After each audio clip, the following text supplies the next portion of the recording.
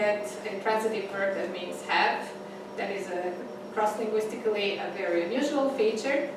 The copula verb is also a very highly unusual feature. Definite and indefinite articles are something that languages tend not to have. Have perfects, I have read, is also something that is localized to Europe. So by living together, fighting together, European peoples managed to innovate together without like a complete awareness of it. And what appears to be the core area, that I'll show when I count the features, are the Central Germanic languages and French. They will have 9 of the 11 features that Haskell-Matt looked at. What this map shows is the presence of definite and indefinite article, and that is the whole line. The dashed line is the presence of a definite article only.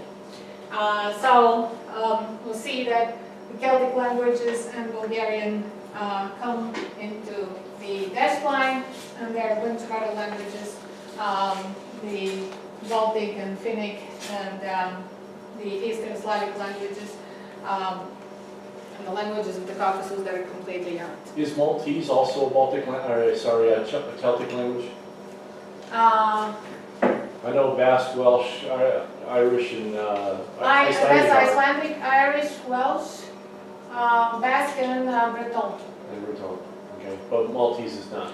Maltese is a Semitic language. That's the only Semitic language in Europe. And it's it has like massive borrowings from Italian, and sometimes you can't tell if it's a Semitic or not. But it is originally Semitic. Originally Semitic. It's not a Creole? Well, Bulgarian can be a Creole, you know. So there are dissertations written. When you use Creole like that, you're talking about hybrid, right?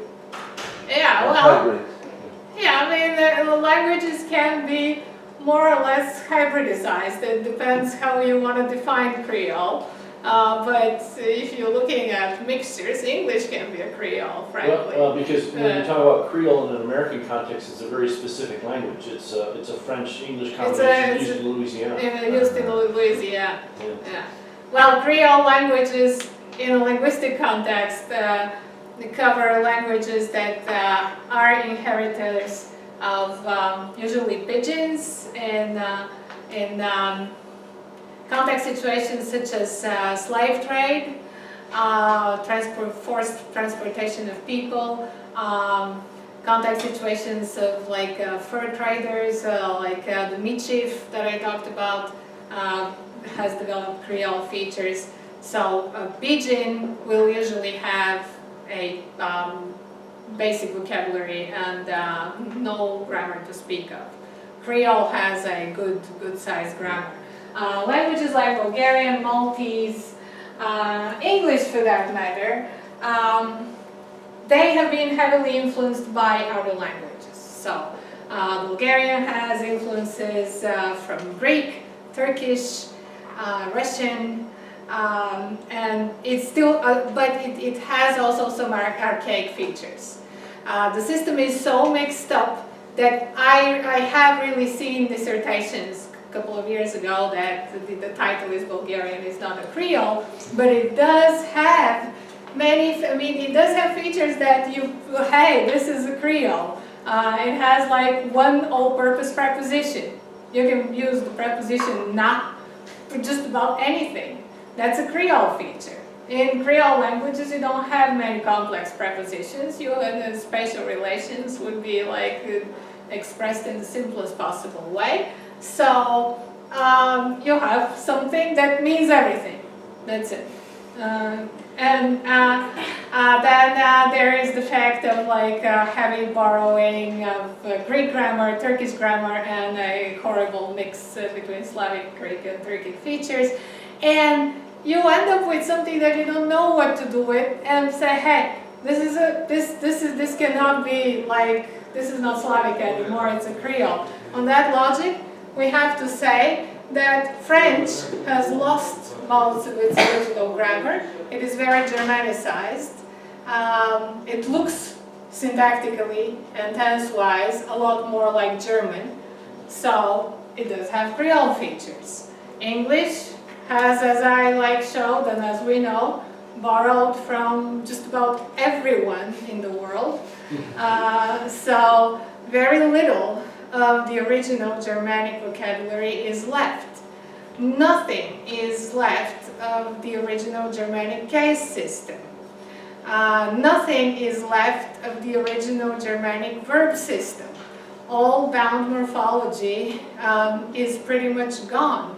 So this goes into the Creole, you know, simplified here, simplified there. It has very complex syntax, which is what keeps it in the Germanic kingdom and some core Germanic vocabulary.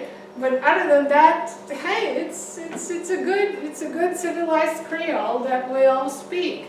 And the more second language learners it gets, the more it will get like the tendency of being a more and more simplified in many ways. Well, in many respects, it's not bad if it's to be used as an international language. The more simplified it is in the grammatical structure, from a theoretical point of view. Yeah, from a theoretical point of view, it's good. So Maltese is not there yet. I mean, Maltese does have very Italian features. So it's not even so mixed as what like English or Bulgarian. I mean, they live in the middle of Italian territory. They have been British for a very long time. So there is some English influx, but the most structural borrowings and lexical borrowings are from Italian. So it's a very cuckoo Semitic language, but we like it because we can say that we have one Semitic language in Europe. All right, so much for the definite articles. We see that isogloss. Then another isogloss is the relative clause introduced by a relative pronoun, like which, what. That.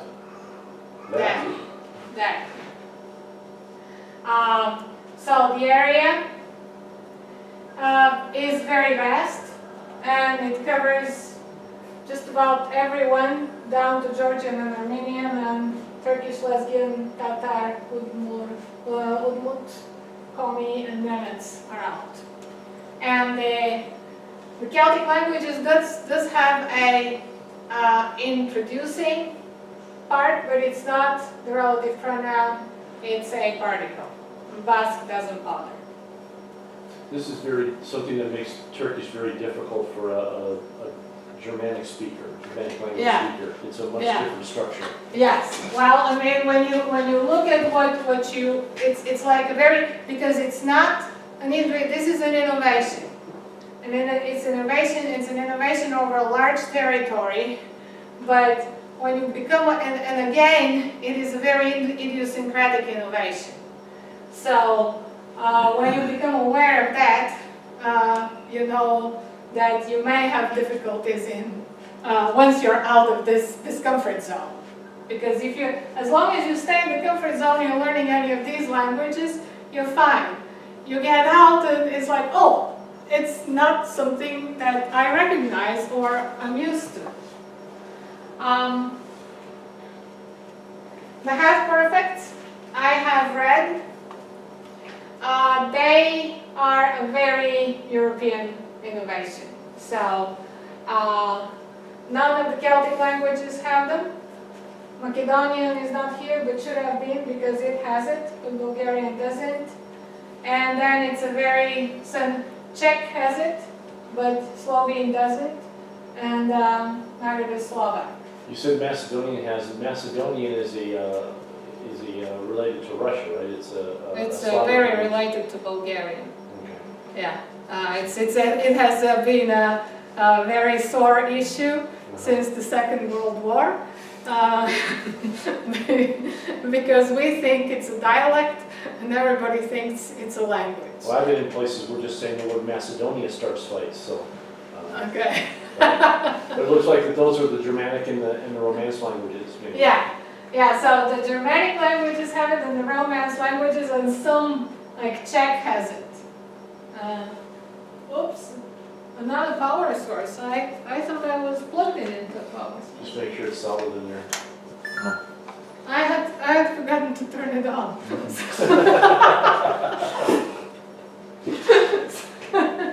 Good, it reminded me. It's good that these things have a brain. Okay, so yeah, it's North Germanic and West Germanic. I mean, the Germanic languages developed it, but no, not the Celtic. And Romance here, and then Czech, Albanian, and Greek, and Romanian. So the Balkans, except all of the Balkans except Bulgarian. That SRD there is Sardinian? That's Sardinian, yes. That's Sardinian.